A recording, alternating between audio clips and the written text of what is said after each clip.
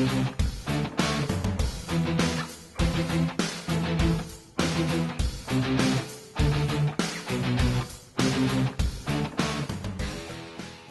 am Noah Broadwater. I am the Chief Technology Officer for Sesame Workshop. Again, we make Sesame Street. As Chief Technology Officer, I have a very unique job. I am the CIO, Chief Information Officer. I'm in charge of all IT, what happens in the company, what policies we have, how we actually manage our IT environment and business systems. But the technology, the CTO side of it, gives me another unique sort of viewpoint that then informs the CIO side. I'm in charge of technology for consumers out of Sesame. So when we do our deals with Netflix, with Hulu, with iTunes, when we create interactive games, when we create iPad apps, I'm advising on all of that. I have a partner in crime, Miles Ludwig, brilliant, innovative strategist. He comes up with the craziest ideas in the world. It's my job to take that and make it actually happen. So we partner with a lot of the companies that are here and do some really interesting stuff. Gives me a unique advantage looking at how the consumer world is impacting the IT world, because I have to deal on both sides. Also, if you come and see me, and if I have time, in the computer world speech earlier, they mentioned the Microsoft Surface tablet. I have one here. So if you want to see it, you can. I apologize, it's got a pink case. It's my wife's. So that's not me, that's my wife. All right, so we're going to talk about consumerization and its impact on IT. I had a small video that doesn't play, but this was Cookie Monster talking about how excited he was to actually see this presentation, which is a complete lie, to be honest. He wasn't that excited. All right, so let's talk about IT and let's talk about consumers. First of all, in the 90s, so when we really started looking at IT in the business and when IT became a big thing in the business, it was really the 90s. What was the user's sort of idea in the 90s? I don't want it. I hate it. Leave me alone. It doesn't really make sense to me. The business said, I don't know what advantage this brings to me. Okay, yes, there's spreadsheets, there's Excel, word processing, email. Not that great of an advantage. They kind of liked it, but it wasn't really something they saw as big.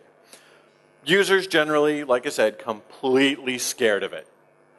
And those of us who are technologists, I'm sure a lot of you are aware of this, we're seen as arrogant. Saturday Night Live had a great skit in the 90s that was the IT guy.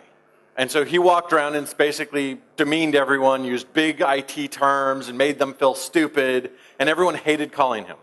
This was the 90s. I'm sure all of you completely agree with this. You were the people that everyone hated to call, or you knew someone who was the person everyone hated to call. In the aughts, or the 2000s, I keep hearing them referred to as the aughts, business saw technology could make a difference.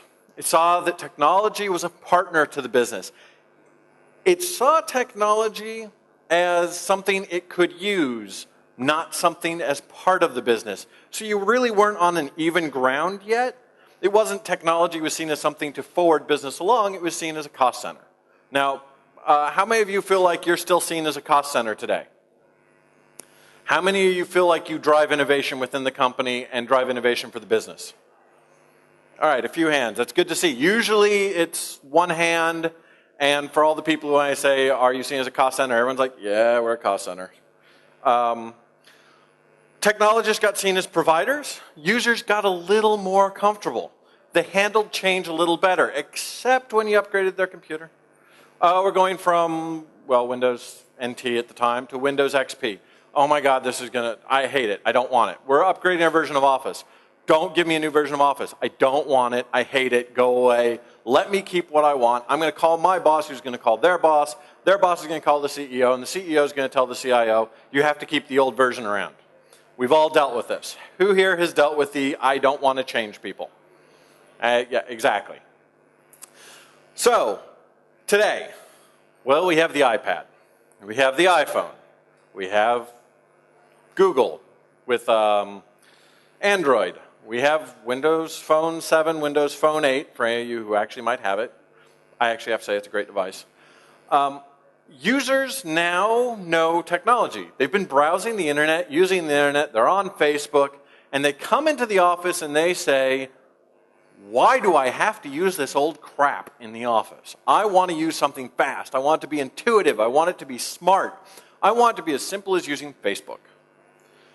How many of you run SAP or Oracle? How many of you would think that SAP or Oracle feel like Facebook? Nobody. Even Excel feels a little outdated, but Excel is still probably, I would argue, Microsoft's best tool they have ever created it. But let's face it, what we provide isn't sexy, it isn't slim, it isn't fast, it isn't generally accessible everywhere. So the users are starting to go around us. They're saying, I want to do my work, and I don't want IT impinging on me. And so what we end up seeing is they see us as barriers. They see us as the reason why they can't get their work done. Heard it in a presentation this morning. For every hour a user is wasting in the office doing personal things, and I've seen a lot of really interesting ways to waste time doing personal things, they spend 3 hours at home doing work. So it's a 3-to-1 ratio. I would argue, especially, I come from New York City, we probably work 10 to 20 hours outside the office doing office work. It's just how we are. Side little note, I have a gorgeous Nexus phone and I have a personal iPhone. I'm coming here, Sandy hit, so the hurricane hit. I actually gave my house up to 3 different people in my office to live in because they have no power still. And right now they're getting hammered by a blizzard, so my heart goes out to everyone back in New York. So they're without power and they're freezing cold and getting snowstorm. So I have this Nexus phone. I want to come here. Well, Sandy hit, I can't get in the office, everything's closed, and that phone doesn't work here. My iPhone also didn't perfectly work here. I had to make a few adjustments to it, and I was like, oh, I'm just going to take my other phone. I've been here for, well, a few days, and I had no smartphone. I think it was mentioned also this morning, the joy of not being attached. Yeah, that's me. Right now I'm extremely happy. At night, I check my Wi-Fi, I do emails. The morning, I check them, I do emails, and then I'm detached the rest of the day. It's great. But that's not how most people work. So we're seeing, again, is negative barriers. All right, so what do people do? They form what's called shadow IT, or at least what a lot of us have referred to as shadow IT. They take their expense budgets and they buy an iPad. How many CIOs, heads of networks, get to approve expenses in this area?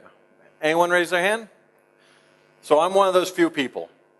If anyone who does any expense for technology has passed my desk, I have a yay or nay say. People still find a way around it. They'll pay for it on their own, and then they'll hide it in some other expense. And if the CFO, who is too busy, or the finance team don't catch it, they just bought an iPad on company money. Then they come in and say, I bought this iPad with company money, I want to put it on our network. It's a company device. Well, no, it's not a company device. You weren't approved for that. You should be actually giving us money back. But it's happening. People come in with their iPhones. So they go out and buy products. Departments, whole departments. Our marketing department said, we want to do our own social networking analysis. We want to go out and buy our own system and have it completely separate from IT. We're willing to spend the money. Really? Okay, so you want to go out and buy analysis for big data to look at social networking trends. I could have told you Big Bird was going to trend high after it was mentioned in the first debate. You didn't need to go out and buy something for it. But let's talk.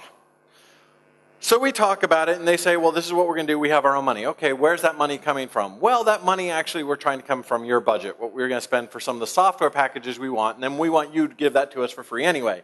We don't need Adobe Creative Suite. We're marketing. You know, all we do is marketing. And Adobe is the lifeblood. But we want to buy this other thing. So, you know, you have that back and forth. A lot of companies, they just go out and they buy it. Departments have their own money.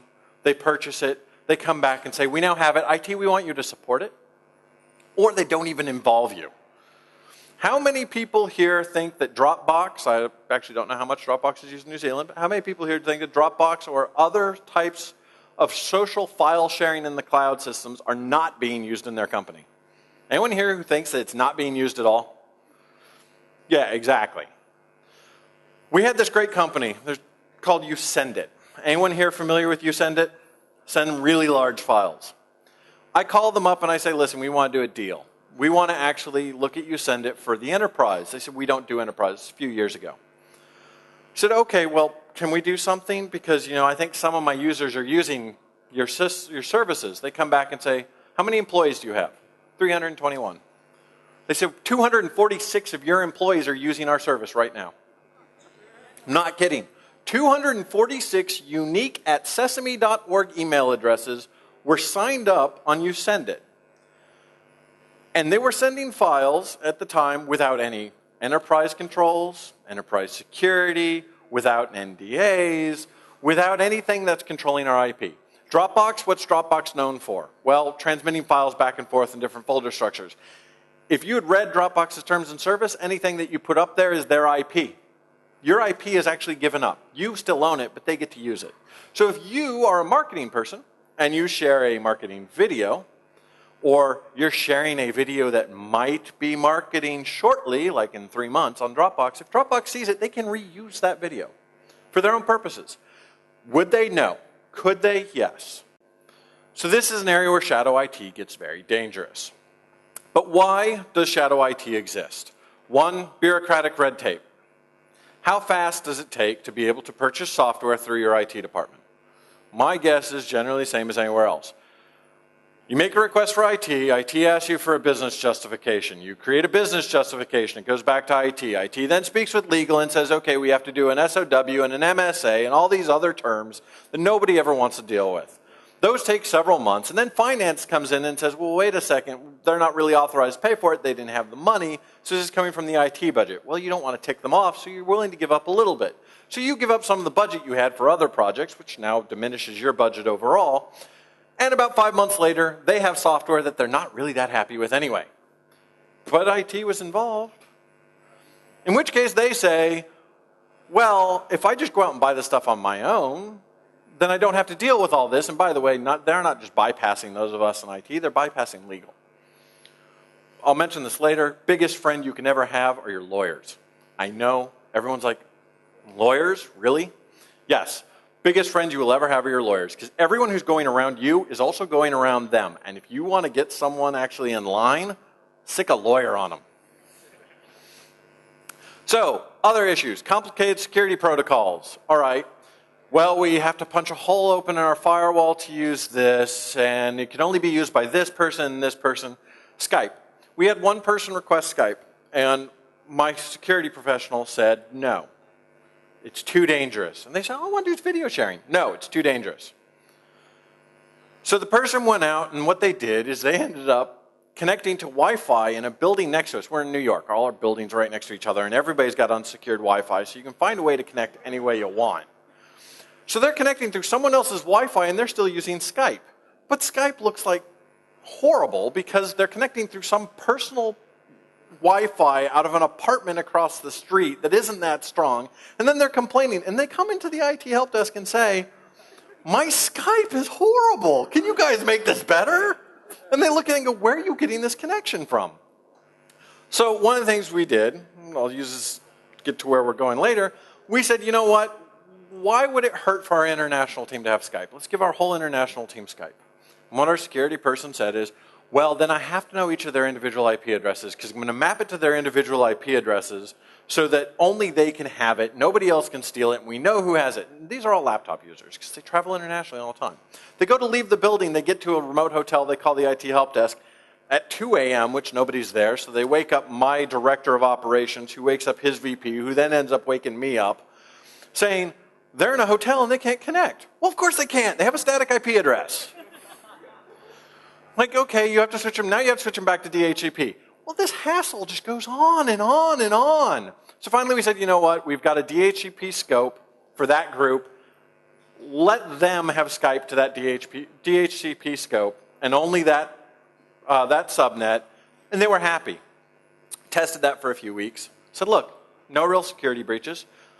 Let's test it for a few more months. No real security breaches. Our security guy, oh my God, you are destroying this company. They're going to do insane things. We're a media company. Our broadband pipe is enormous. We have the equivalent of a gig coming in and out in fiber of our building. That's completely, well, not completely open, but mostly open. We're using less than 10% of it. So he's saying you're going to throttle our networks. Using less than 10% of a gig, Skype's not going to kill our network. Today, everyone in the company has Skype. How many security problems have we had because of it? 0. My security guy still tells me every day. Comes by my office, because my office is on the way out. That's Skype. You're going to find out. Really? All right, so let's talk about some of the users that actually are a problem and how you deal with them. Problem employee number 1, Oscar the Grouch. My favorite character, on my door I have Oscar the Grouch. I often say I am Oscar the Grouch. Because everyone who comes in just usually finds me grunting going, what? So these are the people who don't want to wait for that 5 month to get software. They want something that just works. And they want it anywhere, anytime. They don't want to have to get to a hotel and call back to the United States and wait for several people to wake up so that they can get DHCP on their laptop instead of a static IP. Which, by the way, to switch a person to DHCP somewhere remotely on a secured laptop, you have to give them an admin password. Which now you've just compromised your security again because now they have admin access, which means they can install software while they're away. They come back and you have viruses you never even thought of. You're defeating your own purpose over and over and over again. But these users, they complain a lot, and they complain in high places. These are the people who are your business people. These are the people making deals for your company. These are the people solving business problems and making sales. I need it. I need it to work now, and I need it to work wherever I am, because I could be making a sale anywhere. I could be getting a new sponsor. We're nonprofit. We don't make sales. But I could be getting a new sponsor. It could be happening anywhere. They want it to just work. Next problem employee, Cookie Monster. Yes, actually, this image relates to another one that I don't relate to, which is the people who still don't want to change and tend to destroy everything. Our CEO is a good example. Gadget freak. Love the man to death. He believes in technology. Every single thing he touches in his hand breaks. You're like, okay, this is indestructible.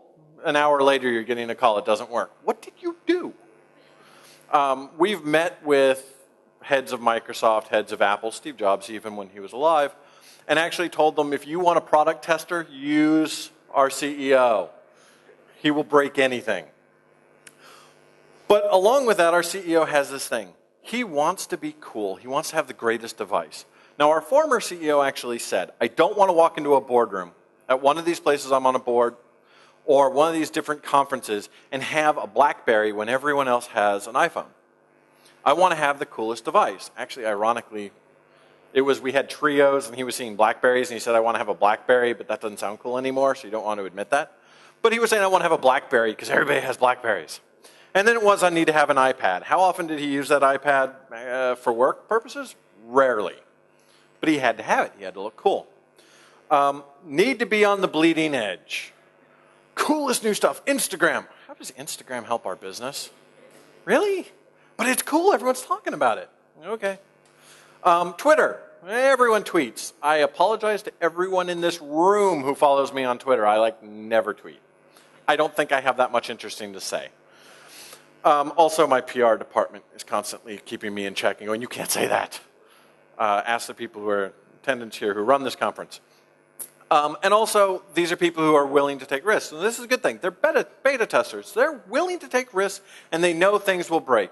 I have a great guy who said, I hate my laptop. I travel all the time. He has a department of one. His whole job is to go out throughout the world and open Sesame theme parks or Sesame-related parks, Sesame Live, if it comes to your area, if you want to see Sesame on Ice. That's one person who runs all of that for the company.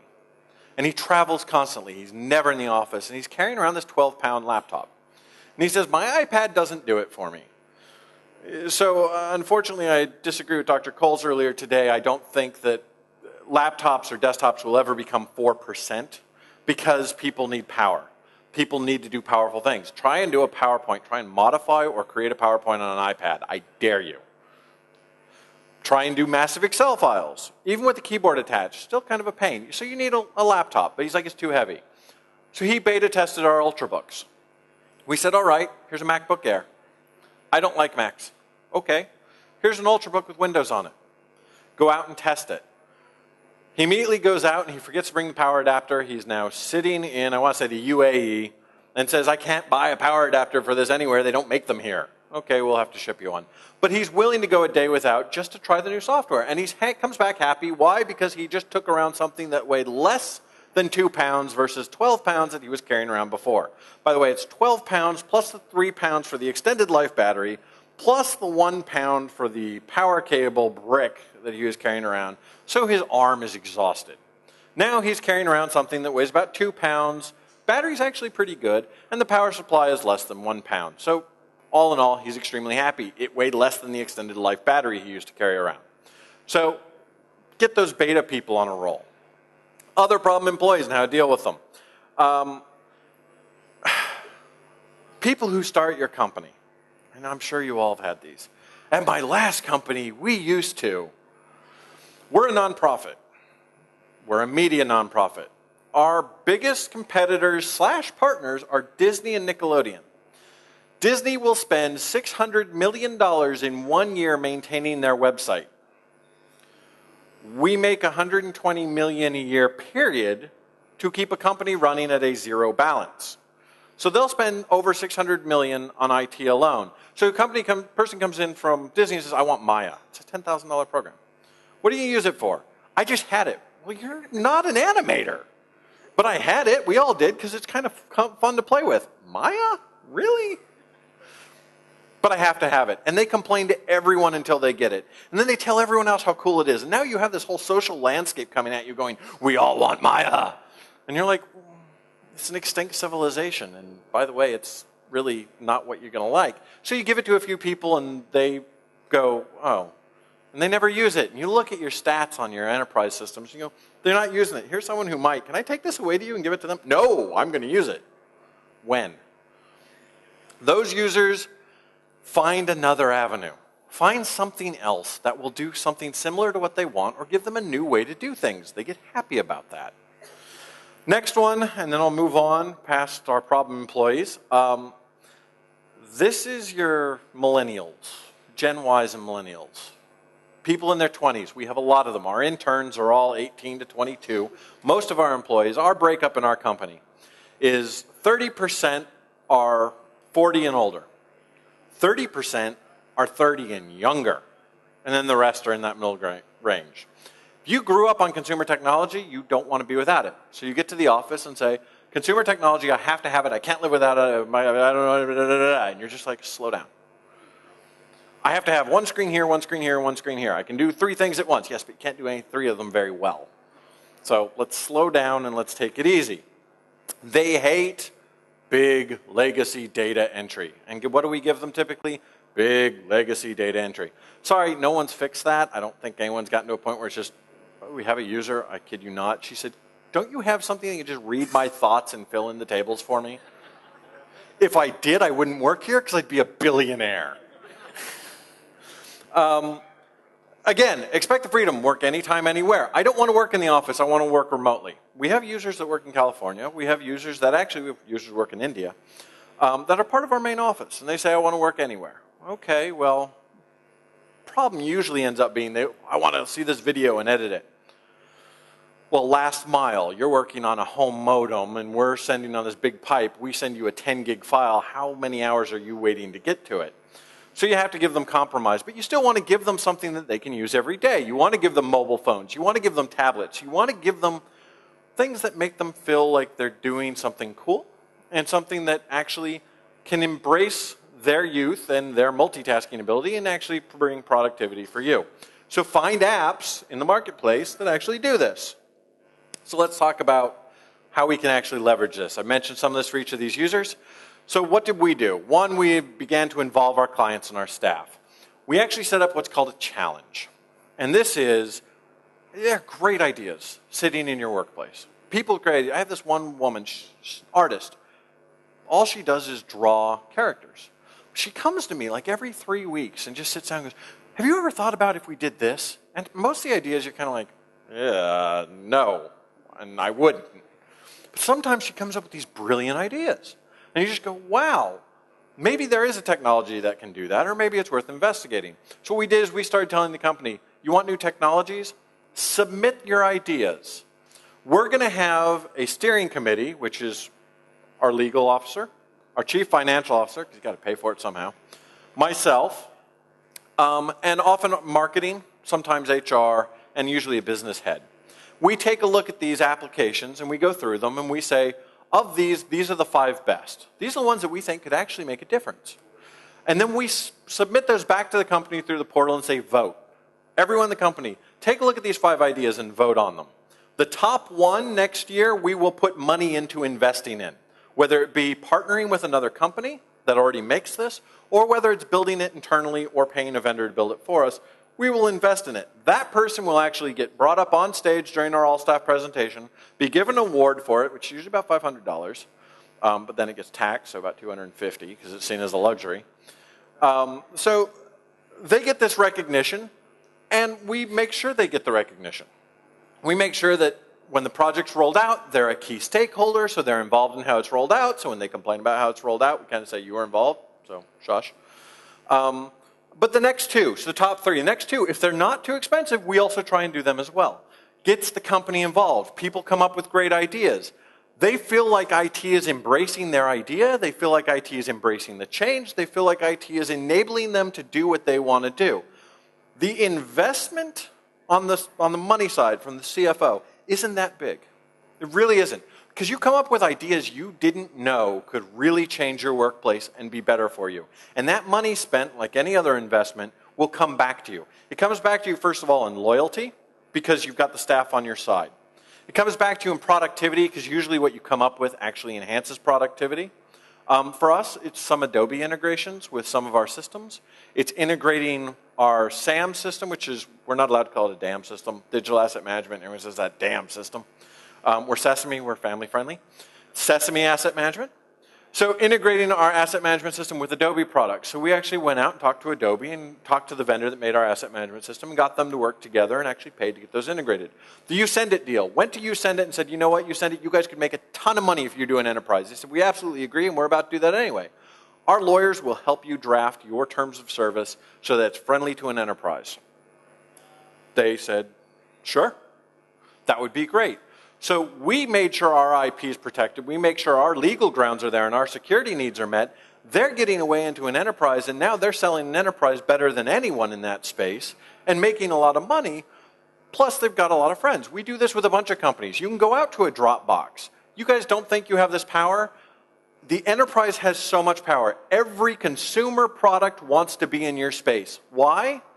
It's where the money is. It's where the recurring licensing fees are. A user buys a product, they buy it once. An enterprise buys a product, they pay for upgrades. They pay for maintenance they probably will never use. And they pay for ongoing support. There's a lot of money to be had there. You have a lot of leverage power. And you make your consumers, you make your employees happy. Next, so like I said, that's making them partners, not just a provider. And then you want to create simple and actionable policies. BYOD, we have BYOD. Anyone wants to bring in their own device, you have 2 devices. You can bring in a phone, you can bring in a tablet. You want to bring in 2 phones, you're crazy, but sure, go ahead and do it. You want to bring in 2 tablets, you can do that as well. We'll put it on our network, but you're going to have to sign a policy first. Our legal drafted a very smart policy. They worked with our marketing team, with ourselves, and with, again, finance, so that it read like English. Everyone could understand it. Everyone could understand what the consequences were. Perfect example, our chief marketing officer. Brilliant woman, great, but loses all of her phones. Like seriously, it's like every other month she loses a phone. So she says, a few years back, I want an iPhone. We say no. Why not? Because you lose your phones and you don't lock them and we don't have any way to protect it or remotely wipe it. At the time, it was before Apple launched their individual. As an enterprise, you don't want to use the individual method, you want to have an MDM solution. At the time, it didn't exist. We said, listen, you have President Obama's personal cell phone number and all of his addresses on your phone. You have George W. Bush. You have President Clinton. You have George Clooney. You have basically named the celebrity, and she had them. You have left 5 BlackBerries in the back of cabs. Your BlackBerry is locked. You call us, we wipe it, done. You leave your iPhone in the back of a cab, someone gets it, and they start tweeting or texting or sending out your contact list. And not only are you in hot water, but the company's in hot water, and you're never going to get these addresses from these people again. She goes, oh my God, that makes absolute sense. I don't want an iPhone. We come back to her 2 years later and say, you can have an iPhone. She goes, I don't want it, I'm afraid. We say, don't worry, we've got an MDM solution. We can scare it for you. She's happy. She got what she wanted, it just took a little longer, but she secured, she understood the security risk, and she was actually terrified of it. So, I also had in there communicate often. This is actually a big piece, I shouldn't have skipped it. From an IT perspective, communicate often. People forget things. We used to send stuff as all staff, so everyone goes all staff, delete. And then they go, wait, why did you take down the system? Well, we told you. Well, no, we didn't. Set up trainings, set up brown bag lunches, set up ways for users to get involved, set up ways for them to come in and meet with you. Open your door. Have it always open. My door is always open because I'm in meetings, so I'm never there. But people can generally find me anyway. But we have brown bag lunches. We have trainings. Before you can actually bring a device onto our network, you have to go through 2 trainings. 2. One of them is, here's how the systems work on this. This is what you should and shouldn't do. This is the security stuff you're advised of. The second training is, here's some cool things you didn't know you could do, tips and tricks. They're happy. Plus, they get a free meal because, we provide that. So, as my wife says, baked goods will always get people to a meeting. And she has been right, and luckily I don't have to bake. She bakes for me for every time I want to do this. But it does. Baked goods get people to meetings. Remember that. If you take nothing else away from this, baked goods gets people to meeting. Then managing the chaos. First thing I hate the most ever. No. I've said it several times. People said no. I hate the word no. I hate it when I hear my help desk staff say it. I hate it when I hear my directors say it. I hate it when I hear my managers say it. I hate it when I hear my CFO say it. When my CFO says to me no, challenge, when I mentioned the challenge and said, listen, I want you to invest in this, he said no. And I said, why not? He said, well, you haven't made a business case. I said, that's not a no. That's saying you haven't made a business case. If I make you a business case, is that no still a no? He says no. I said, that's a no I actually like to hear. So if I make a business case and come back to you and say, this is how we can do this, and this is how it's not going to be that expensive, and it's actually going to provide productivity, is it still a no? He said, you're right. I said, good. Don't say no. Say, let me look into it. Let me get back to you. Customer service is your first line of defense. They are also your first line of offense. They are also the best area for you to get anything done. I believe that the help desk staff are usually paid the worst and the lowest, and seen as the lowest, network engineers tend to spit on them, are your best people in your entire organization. Why? They're kind of like janitors. If you've ever seen The Breakfast Club, they're kind of like the janitor from Breakfast Club. They sit in meetings working on people's computers while they're having confidential discussions. They're under people's desks. They're helping them with files. They know everything that goes on in a company.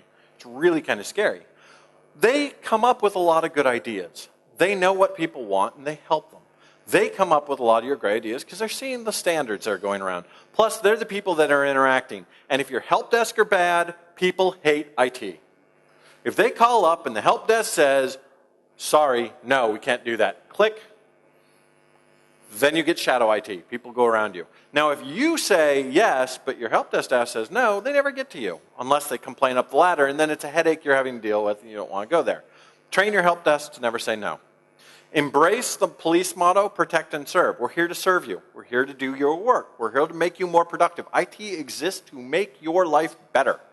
Not harder, not more painful, better. But we're also here to protect you. We've got security protocols to worry about. We don't want Dropbox because then you're putting files out there that are really dangerous.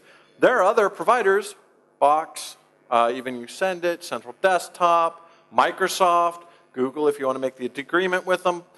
Amazon, take you forever if you really want to secure it to make the deal, but all of them can do the same thing in a secure way. So protect and serve. Your users understand that and they appreciate it. Just don't make it take forever. Like I said, users understand security better than we think. I mentioned my chief marketing officer, scared to death to use an iPhone. It took her about a week before she really started using it. Now you can't pry it out of her hand. All right, so best allies, odd places. I mentioned legal. Seriously. Your lawyers are your friends. I know you don't like to hear it. You think all they are is more bureaucratic red tape. They can be your best friend you have ever met in your life. Most of them do know how to write in English. They don't like reading all the jargon they have to read, just like you guys don't like all the IT jargon you have to go through. Who wants to actually figure out when you're sitting in a meeting talking about, well, we're going to use Wi-Fi Direct using an NFC connection to actually tap our phone so that we can actually have a proper Bluetooth 4.0 connection so that our data can sync in an asynchronous manner, and then when we go back, it'll get back up there. And you look at this, and I'm telling this to teachers. I had one of my people telling this to teachers, and the teacher looks at me and goes, what does that mean? I said, you touch phones, you get your data, and you're done. You don't have to enter a passcode. Wow, that's great, yeah. Lawyers are the same way. They don't like using big jargon. Make them your friend. Marketing. CMOs and CIOs typically hate each other. Who here is friends with their CMO? Good for you. You want to be a friend with your chief marketing officer because guess what? They're better at selling things than you are. Admit to your weakness. We are not people who sell things unless you're a sales rep here. Your chief marketing officer is. They will actually help you market things to your own company. They'll help you market things outside of your company. Make them an ally, even if you have to give them something. Even if you have to bend over backwards to give them something. They will make it worth your time. CMO is your ally is better than a CFO is your ally. Why? Because they can convince your CFO to give you the money. So get your CMO, they get your CFO, and your CFO then can actually sell it up to the CEO. Since my CEO is a gadget freak, it's actually kind of easy. And then the CFO, like I said, use your CMO to get to your CFO. Your CFO wants an iPad too. I'm like, really? He wants an iPad? He wants cool gadgets. Find a way to actually make it worth his while. I'm not saying lie. I'm not saying create some business justification that doesn't exist. There are business justifications out there. Your users are giving them to you. And if you're trying to find a way the CFO to actually embrace that so you can embrace the user, so you can be more productive, so the company is better, more efficient, your CFO wants the same thing. Everyone thinks the CFO is a no man. He's not. Like I said, he says no, and you say, what if I give you a business justification? He goes, well, okay. Know how to create a business justification.